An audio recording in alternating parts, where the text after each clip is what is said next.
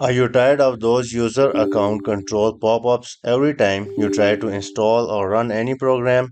This feature is called UAC, and in this video I will show you how to disable it both in Windows 10 and Windows 11.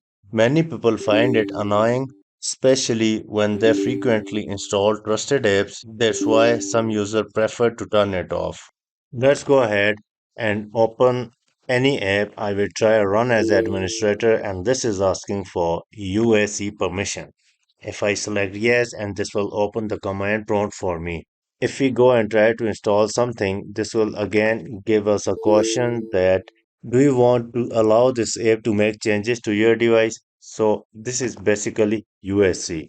Let's go ahead and open start menu, and here you can type UAC in the search box. In the result you see change user account control setting. Once you click on this, this will again ask you, do you want to allow this app to make changes to your device? Click yes. Now here are few options. The top one option is always notify me. If we come down to a second option, it shows notify me only when the application try to make changes to my computer. If we come more down, this means that notify me only when application try to make changes to my computer but do not dim my desktop. And the last option is never notify me when application try to install software or make changes to my computer or I make changes to Windows setting.